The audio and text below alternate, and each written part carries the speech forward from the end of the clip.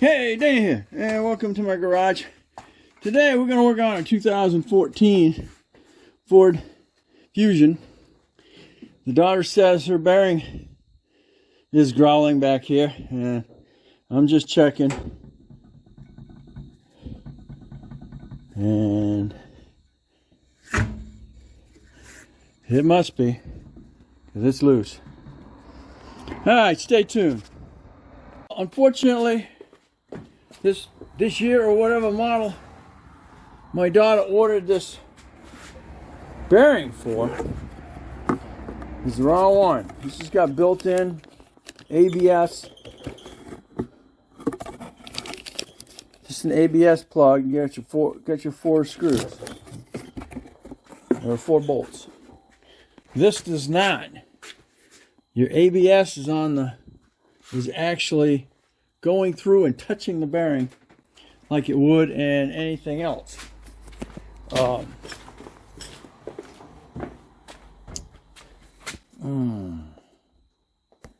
Okay, as we see in here, see the bearing? That would, if this was all-wheel drive, you'd be able to put a shaft through that. That one is not set up for that. So your ABS is going through. You can see it better on this side. Can you see it? See that actually could have a shaft going through it because it would be all hooked up. Your rear differential would be right here. So unfortunately we have the wrong bearing. So that ends that one for today. Now she says that the inner tie rod up front is bad. I got to deal with that one.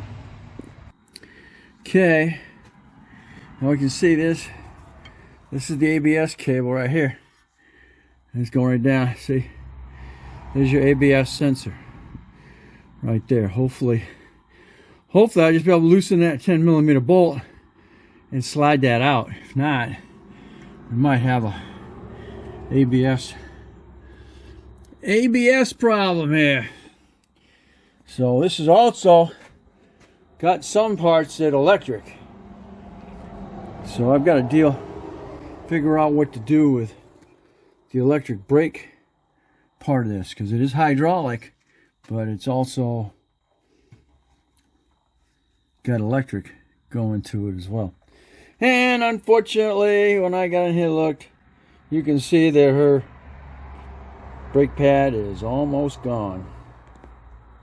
Alright, so we're waiting to get that bearing for the rear.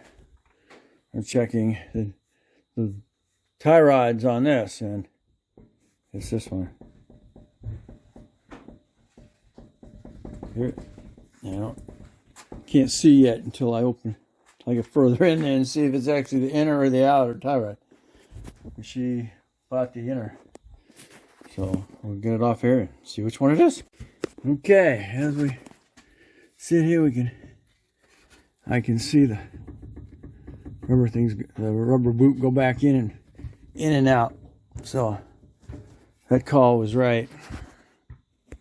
Okay, I used a 7/8, and if you're looking at it, I went clockwise.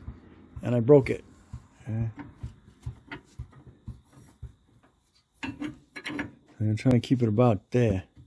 The only problem is now, I'm going to have to try and get it as close as I can to being aligned. But it's hard.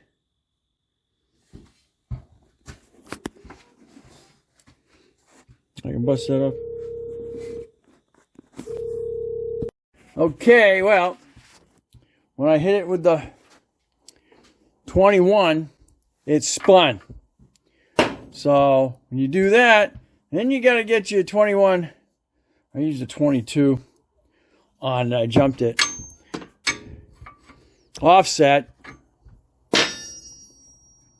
and then use a number 10 on here, and then go ahead and push it down through. It took a little bit. I thought the 10 was going to freaking break. Okay, so now that got that loose, now I can verify that by pulling it back and forth, it's definitely loose. And it's loose.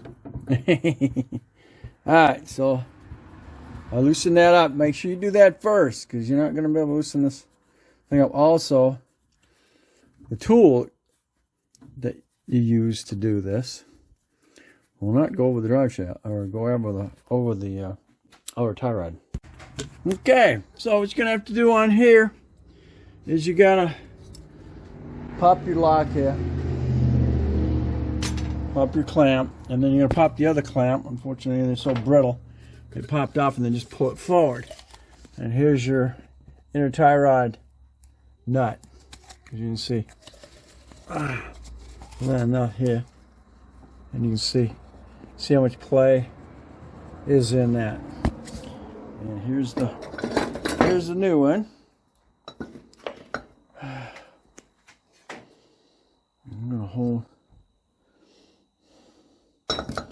Now we'll go ahead and get our tool to do that. Road, I wound up picking up a inner tie rod removal kit from Pittsburgh Automotive. Of course, this is Harbor Freight. It's got all your different size adapters for those nuts. Alright, well, we'll find out my tool is not big enough.